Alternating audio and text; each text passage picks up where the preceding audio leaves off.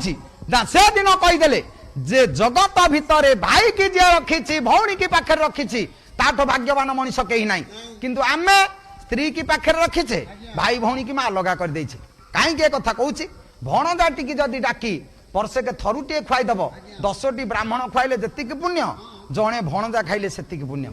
जदि जुआईटीए ये तो घरे खाईदेला थरे 10 ब्राह्मण सांगे जुआई समाने 100 ब्राह्मण सांगे भणजा समाने अतिथि 1000 ब्राह्मण सांगे समान जड़े अतिथि सेवा करवा जहा 1000 ब्राह्मण सेवा से करवा से आपण गाँव में यात्रा हम कि ड्रामा हम गाँव में आम जाना राजू भाई धनी लोक कि सांग साथी किए चाकरी कर कोटिपति लोक जदि गुंठे बिकब 30 लाख तथापि से भिकारी पाठ कर ड्रामा आम गाँ सारा बंगुआरी लोक एते भाव आमर आसब खाली 50 टंकिया 100 टंकिया पेंडाल को फोपाड़ा आउ सत्य भिकारी जदि मागिबा आज्ञा चा खाइबी टंका 5टा दिंतु ना चेंज ना सत्य भिकारी की चेंज नहीं मिछ भिकारी की ढेर चेंज 50 टंकिया 100 टंकिया फोपाड़ा जगतर नीति परा आपण गाँव में शिव मंदिर अच्छी पत्थर षंढ सही ताकू सबुदिन मुंडिया मारे सत्य षंढ एत बुलुंट कदली चोपाटे किए कौ दिन देच कई देवेनि मांकड़ फटो देखिले हनुमान कही मुंडिया मारे सत्य मांकड़ जदि चालू को नहीं पड़ो लंबा बाउंश नहीं गेंजिबे आम चाल फटेदब ताले आज संस्कृतिर मनीष बापा को मुंडिया मारे किंतु ससुर आसिले दुआर को पछा मारिकी मुंडिया मारे कहीं सी कौटे देवता ताठू बड़ देवता संसार कहीं ना कहीं कथा कहूँ आप देखु कहबार उद्देश्य से दिन जिते राजा जानिले आसी पहुंची पाद तले बसी पाद दीटा को पोछीदे कहले हे विप्र प्रणाम नमस्कार करदे अच्छा पाद तले नमस्कार कला बेले राजा विचार कले केते पाद धोईची हेले एडे सुंदरिया पाद दीटा कार नाही कहीं मन भ्रमर इच्छा होची बार बार आ पाद तले नमस्कार करबा काहेकि ना चुंबन दबा को इच्छा होची जदि बार बार चुंबन न देबी कहीं मन भ्रमर संतुष्ट हबनी देखंतु पाद तले बसी नमस्कार करदेले विप्र प्रणाम टिकी ब्राह्मण नमस्कार करदेले अच्छा ब्राह्मण तो पाद धोली नहीं मुंडरे सिंची थांते किंतु सिंचिलेनी कहीं ना सबु नमस्कार कल्याण माँ समान नुह जिते माँ बसीच तमें सब पाला देखुच आगु को आसुची सावित्री सावित्री दिन जदि स्त्री स्वामी की नमस्कार हुए स्वामी सब की कल्याण करती तमें तो सब वर्ष नमस्कार होथब तम स्वामी तुमको कौन कल्याण करती कौन तो गोटे कहूथे हाथ काच वज्र होता पुत्रवती भवेत अयसु लक्षण होता एया आम भाई जदि आम स्त्री नमस्कार कर आम कौन कहवा कहीचे कि शास्त्र कहती कहले आलिंगन कृते भाज्या पुत्रम कर प्रसारेण राज्यं कृतांजलि पुटे इतर दक्षिण करे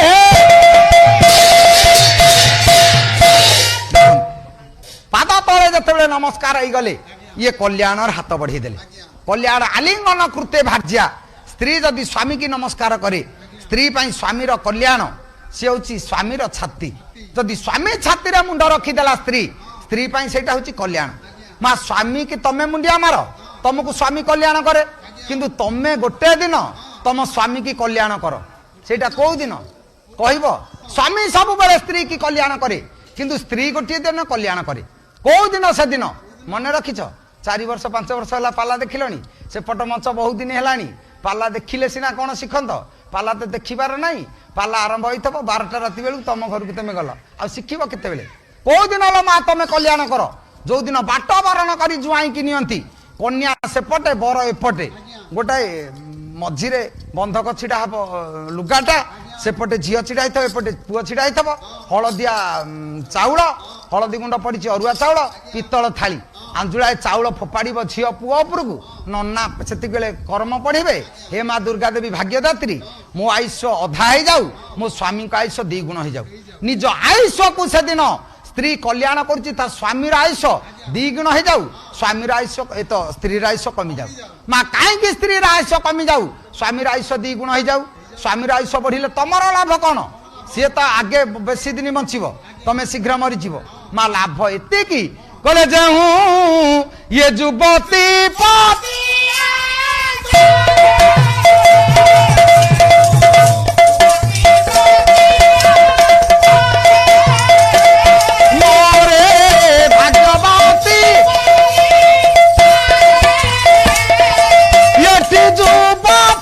आगे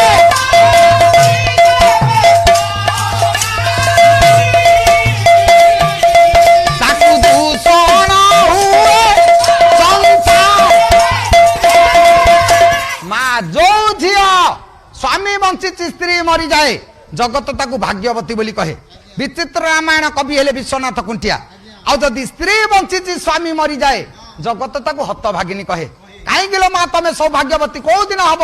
तुम स्वामी आयुष जदि बढ़िला तुम आयुष कमिगला पदरे नाली अलता देहरे नाली शाढ़ी हाथ नाली चूड़ी मथारे नाली सिंदूर मुंडरे नाली ओढ़ना देहरे नाली अबीर जो स्वामी तुमको बाजा बाण फुटई तम दुआरु सिंदूर पिंधे आनी तुमको सिंदूर पिंधे दे विदाय संबर्धना दौची तुमको नहीं मशाणी पाखे छाड़ी दे अय डेंगुरा बजई खई कौड़ी बिंची मिची पलि आसुची। এইটা হচ্ছে নারী জীবনের সার্থকতা। যদি সেতক নাই তাহলে নারী হতভাগিনী। তাহলে কহিবার উদ্দেশ্য সেদিন যেতবে নমস্কার করেদেলে কলে আলিঙ্গন কৃতে ভার্যা কলে স্ত্রী যদি স্বামী কি নমস্কার করে যদি স্বামী স্ত্রী মথাটাকে আনি ছাতিরে রখি দিয়ে স্ত্রী পাই সেটা হচ্ছে কল্যাণ। পুত্রঙ্কর প্রসারেণ বাপাকে যদি পুয় নমস্কার করে বাপা কিছু কহবা দরকার নাই খালি হাত বড়াই দেব হৌলো মো ধন যা।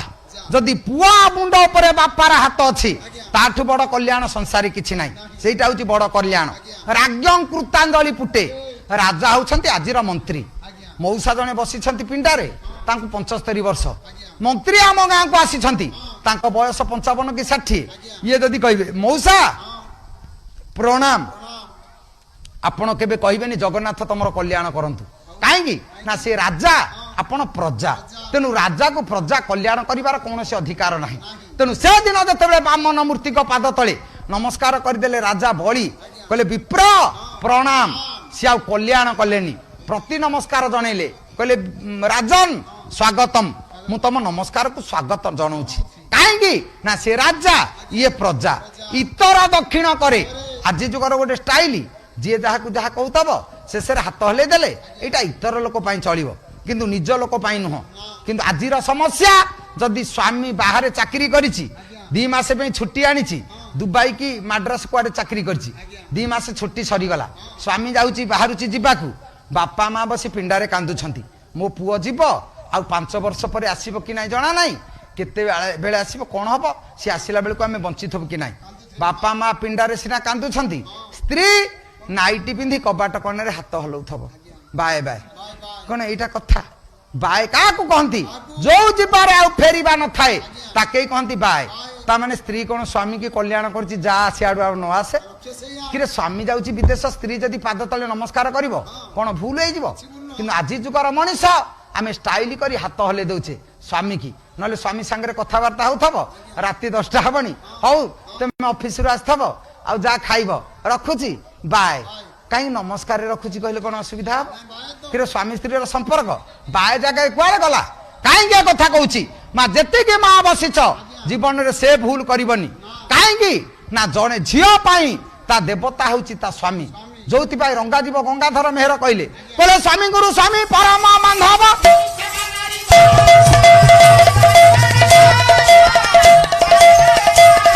ये स्वामी पद भक्ति ओषा व्रत तीर्थ किसी दरकार नहीं 12 मास 13 ओषा करूथब किंतु स्वामी जदि कहबे टिके नाली चा करदेलु ना मु मंदिर आसे कि देवता तो मागुची नाली चा टिके ताकू चा टिके न देई तू जो मंदिर को जाउछु काहा को पूजिबा को जाउछु जने स्त्री पाई ता स्वामी होची देवता जने पुआ पाई ता बापा माँ होचंती देवता आ बापा माँ पूजा न करी आमे अजथा पूजा कले लाभ कौन अछि। जो कथा भाई कहते बापा कथा मानिलानी पुओ असुविधा गुरु कथा शिष्य मानबनी असुविधा बापा माँ कथा पुओ झील मानबेनी असुविधा से कहीदेले आपण देखु ताले जगत आपण गुरु जदि जने स्त्री पाई किए ताले सी हूँ स्वामी जड़े पुओ झील पाई ता गुरु हूँ ता बापा माँ तेणु प्रत्यक्ष देवता सममणि मोहे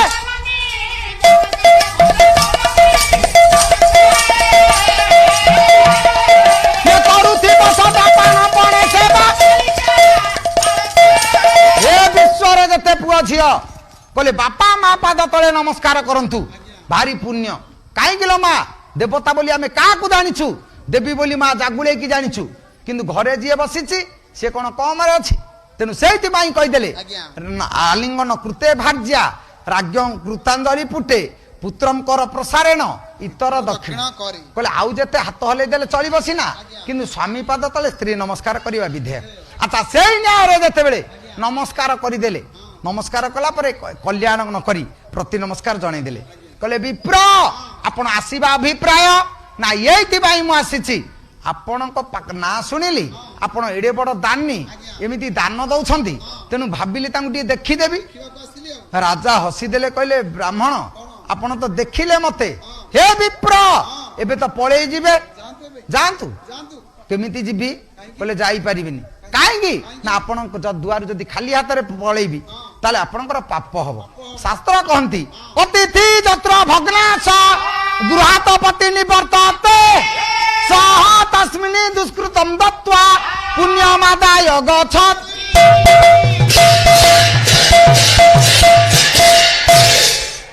अत भग्नाश मा तम दुआरे अतिथि जने आसी भिक्षा मागिबे जदि तमे भिक्षा न देई खाली हाथ रे फेरे देबे ताले जीवन जाक तमे जेते पुण्य अर्जन करिछ सबु जाक पुण्य तमर से भिकारी नै जीवो तम दुआरे सबु जाक पाप उजारी देई पळेबो तेनु जीवन काल भितरे खाली हाथ रे अतिथि की फेरेबेनी आ जेते पुण्य जीवन रे अछि जगत रे अछि सबुठो बड़ पुण्य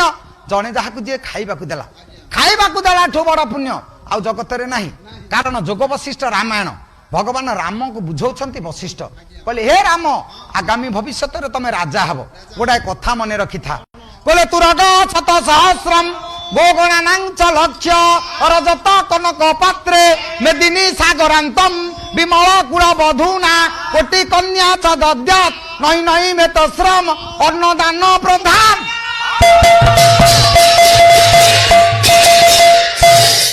हजारे गाई लक्ष्य आपण जने देई देबे जने ब्राह्मण को गाई लक्ष्य नियंतु जदि जाचिबे आगे आउ दीटा नेबे कि ना दियो नै जीवो लक्ष्य अश्वदान देबे जदि कहबे आउ 5टा नियंतु से नै जीवो सुंदरिया झियो 5टा दान कर देबे जदि आउ गोटे दीटा देबे से कहबे नै जीवी आपण जदि ससागरा धरा मेदिनीटा को दान देबे कहबे सागर गुडा को नबा कथा से मध्य कहबो नै जीवी जदि सुना रूपा 10 ट्रक देबे आउ किले देले मध्य कहबो नै जीवी किंतु जने अतिथि दुआरे आसी पहुंचीबे आपण कदली पत्र टी पकई देबे खाइबा को मुठिया देबे खाई सारिला परे जदि पचार देबे बाबू आ मुठिए खाइबा को आनिबी ना नाई मा मो पेट पुरी गलानी पेट चाखंड को पुरी गला परे सिना फोपाड़ी दबो किंतु आउ जेते कथा आपण जेते करंतु ना काई की सबु से नै जीवो सेहिति पई जोग वशिष्ठ रामायण रे वशिष्ठ कहले हे राम जगत रे अन्नदान प्रधान तेनु माँ जीवन रे काकू खाली हाथ रे फेरेबेनी दुआर को अतिथि आछंती तांग मुठिए खाइबा को देबे एइटा होची जीवनर पुण्य सेठी कहि देले अतिथि कहले मु विप्र खाली हाथ रे जदि फेरी जीवी तमर पाप हबो एडे बड़ दान यज्ञ करिछ मु खाली हाथ रे काई पळेबी तेनु मु खाली हाथ रे जीविनी ताले कोन नेबे ना मर्थ्यम मु जने जाचक कोन मागुच माग ना मात्र 3 पाद भूमि कोन मु राजा बळी एडे बड़ सम्राट तम ऊपर जेति कि मु खुशी तमे ससागरा धरा मागी थिले मु देई देई थांती ब्राह्मण तम रूप सुंदर तम कथा सुंदर तम स्वर सुंदर तम ठाणी सुंदर तम ब्रेक सुंदर तमर सब सुंदर किंतु तम बुद्धि छोट आ बुद्धि जदि छोट होइना थांता ताले बळी द्वारे छिडा ही तमे मागुच 3 पाद भूमि हेले बड़ बड़ पाद होई थांता ये कुन्नी कुन्नी पादर 3 पाद भूमि तमे करिवो कोन सुन पिला लोक तम मुंड काम करूनी खाई पी सुव 7 दिन परे तमे जहा मागिबो मु प्रदान करिबी काले तरतर ही मागी देई थबो हाथ जोड़ी देले कहले मु राजन तरतर ही मागिनी आज जहा मागुची 7 दिन परे से मागिबी 7 मास परे से मागिबी 7 वर्ष परे से मागी काहे की ना मु परा ब्राह्मण किए से समाज रे आपण देखंतु जने दिन जाक खटिबो संध्या बेल को जो पैसा पाइबो ता कहबे मजूरी मास्टर जने चाकरी करछंती मास शेष रे जो पैसा पाइबे मा ताकू कहबे आमे दरमा पाला वाला आमे पाला बोलुछु पाला बोलिला बेले 5 दिन परे जो पैसा नबु ताकू कहबु पारिश्रमिक ताकू मजूरी कहबुनी किंतु जने ब्राह्मण आम द्वारे तो कल्याण हमकु कले आमे तांकू दक्षिणा देले ताकू दरमा कहलेनी पारिश्रमिक कहलेनी कि मजूरी कहलेनी ताकू काहे की कहले आमे दक्षिणा ना से समाज पाई उत्तरदायी बोली से दक्षिणा पाइले आम मुंड उपरे पाद धूली सिंची देई रिष्ट खंडन हो परिवार कुशले रहंतु दीर्घायु होइजा कि जने जन को कल्याण करुची गोटे जगह खाल हेले गोटे जगह ढीप हम अच्छा सी जो कल्याण कर शरीर आरोग्य हो से रोगुटी की नब किए ब्राह्मण ରୋଗଟି କି ନେଲେ ସିନା ଶରୀରଟି ଆରୋଗ୍ୟ ହେବ। ତେଣୁ ସମାଜରେ ଯେ ସମାଜର ହିତ ସାଧନ କରନ୍ତି ସିଏ ହଉଛନ୍ତି ବ୍ରାହ୍ମଣ। ସନା ହେଇନା ନୁହଁ କିଏ ଇଏ ପୁରା ପଇସା ଆଣିଲା ବେଳେ ତରା ଟିକେ ମୁରା ଟିକେ ଅନଉଛନ୍ତି କୋଉ ପଟୁ ଆସିଲା ହଁ ହଁ ହଉ ହଉ ତାକୁ ଦବନି ଆମକୁ ଦିଅ, ଇଏ ବ୍ରାହ୍ମଣ ନୁହଁ। କାହିଁକି ବ୍ରାହ୍ମଣ କାହାକୁ କହନ୍ତି କହିଲେ ସନ୍ତୁଷ୍ଟ ଦିଉଜା ନଷ୍ଟ ସନ୍ତୁଷ୍ଟ ଇବ ପାର୍ଥିବ ସଲଜା ଗଣିକା ନଷ୍ଟ କୁଳବଧୂ ଚନିଲ।